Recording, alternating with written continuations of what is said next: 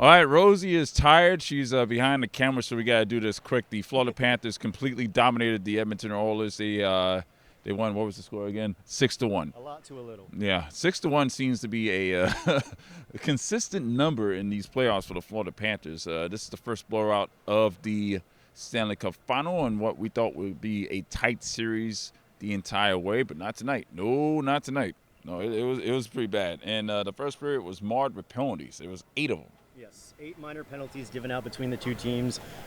Neither team was able to cash in on the power play early, which was interesting enough. But the referees certainly had everybody's attention in the first period, and little did we know that was just a sign of things to come. A glaring stat in this one, looking at the power plays, Edmonton went 1 for 6, Florida went 3 for 11.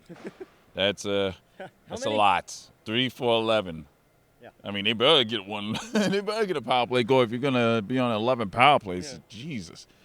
So, 17 total power plays in this one. And, it was the rough show tonight. This was probably the worst performance the Oilers have had in the entire playoff run they had, all the way back to the first round when they lost the first 2 against Los Angeles. Yeah, this was rough for the Oilers. I would imagine that they're going to want to put this one in the erase them from the memory bank rather quickly. Chris Knoblauch didn't seem too interested in getting into the physical stuff in the post game, and actually neither did Paul Maurice, to be fair. Yeah. But no, this was just a bad game for the Oilers. They fell behind early, and what they did in the third period when it was out of hand was very uncharacteristic and surprising, especially for a Stanley Cup final. Like, you don't see line brawls in the Stanley Cup final. Stuart Skinner gave up 4 medium danger goals in this one, 5 total. He got pulled. 5 goals, what was it, on 23 shots or something like that? Yeah. I guess we finally saw bad Stuart Skinner. It had been a while since he had shown up in the playoffs. He was lights out for Edmonton for a while since coming back after Pickard got hurt. Yeah. Well, the first game back, not so much. But overall, he's been awesome. And tonight was his first chink in the armor of the final.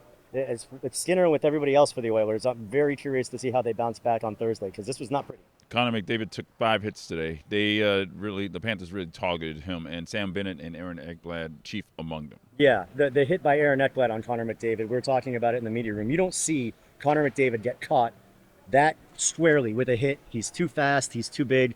It just doesn't happen that often. So to see Aaron Ekblad kind of send him into the Flintstone scramble mode there for a second was pretty funny. I'm sure McDavid is going to want to come back in game 4 extra hardcore after this one, but it was not the usual thing to see him get pushed around like that. Yeah, and the loss of composure. I mean, it really started at the end of the first period for the Edmonton Oilers, but they just lost their minds in this one. They did not look very good at all, and they really tried to take it out on the Panthers physically, but they got beat up on the scoreboard and beat up on the ice. I'm laughing because I'm just remembering what you said to me after the second period, or when the third period was about to start.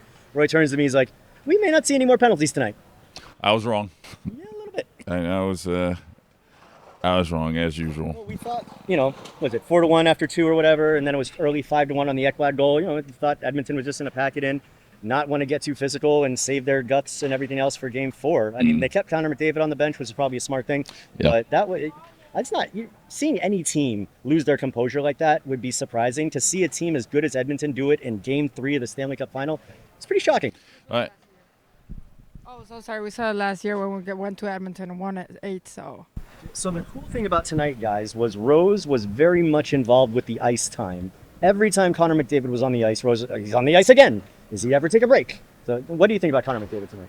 he never took a break. He took a break like 2 minutes of how many minutes did they play? 60. 60. 2 minutes of the 60.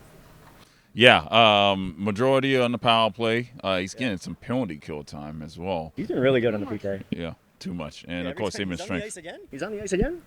Yeah, so Rose is amazed by his stamina and the fact that, if he's not on the ice, bad things happen for the Oilers. In fact, bad things happen when he was on the ice. So it's just all bad for Edmonton tonight. All bad for Edmonton. Blowouts by the Panthers in Game 3 here. They are now up 2-1 in the Stanley Cup Final. Game 4 is on Thursday.